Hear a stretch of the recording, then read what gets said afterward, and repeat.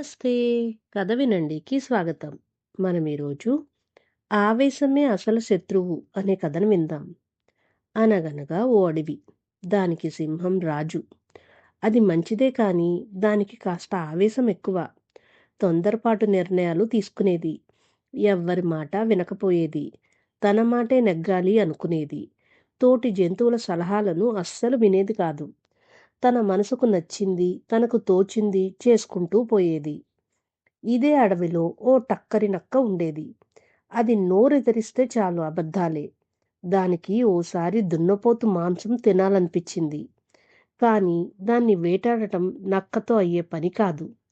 అందుకే వెంటనే సింహం దగ్గరికి వెళ్ళి, మృగరాజా మృగరాజా, మిమ్మల్ని ఓ దున్నపోతు చులకన చేస్తూ మాట్లాడింది. మీకసలు రాజయ్యే అర్హతే లేదని తన మందతో చెబుతుండగా నేను విన్నాను అని చెప్పింది. వెంటనే సింహానికి పట్టరాని కోపం వచ్చింది. అడవంతా వినిపించేలా గర్జించింది. ఆ దున్నపోతును చంపేస్తా అని గట్టిగా అరుస్తూ అది ఉన్న చోటుకు బయలుదేరబోయింది. అది అసలే దున్నపోతు. పైగా ఇప్పుడు అది మందలో ఉంది. కాస్త అటూ ఇటూ అయితే మీ ప్రాణాలకే ప్రమాదం. నా మాట విని ఊరుకోండి అని మృగరాజు భార్య ఎంతో చెప్పి చూసింది. పిల్లలు కూడా వద్దని వారించాయి. అయినా వినకుండా సింహం దున్నపోతుతో తాడో పేడో తేల్చుకోవడానికే సిద్ధమైంది.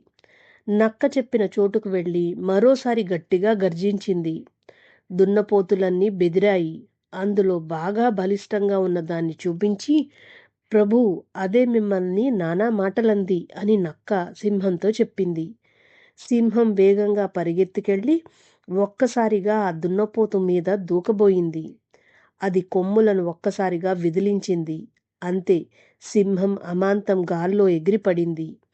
ఈలోపు మిగతా దున్నపోతులు కూడా మృగరాజు మీదు మూకుమ్మడిగా దాడి చేయడానికి ముందుకు వచ్చాయి. మృగరాజు ఎంత గర్జించినా అవి బెదరడం లేదు. మరి కాసేపైతే దాని ప్రాణాలు గాల్లో కలిసేవే. ఇంతలోనే మృగరాజు భార్య, పిల్లలు గర్జిస్తూ పరుగు పరుగున వచ్చాయి. దీంతో దున్నపోతులు బెదిరి దూరంగా వెళ్ళాయి. కాస్త తేరుకునే వరకు భార్య, పిల్లలు మృగరాజుకు రక్షణగా నిలిచాయి. కాసేపటి తర్వాత అవి మృగరాజును జాగ్రత్తగా గుహకు తీసుకువెళ్ళి సపర్యలు చేశాయి. తన అహంకారం, ఆవేశమే తన ప్రాణాల మీదకు తెచ్చిందని మృగరాజు గ్రహించి అప్పటినుంచి తనను తాను మార్చుకునే ప్రయత్నం చేసింది. కథ సమాప్తం.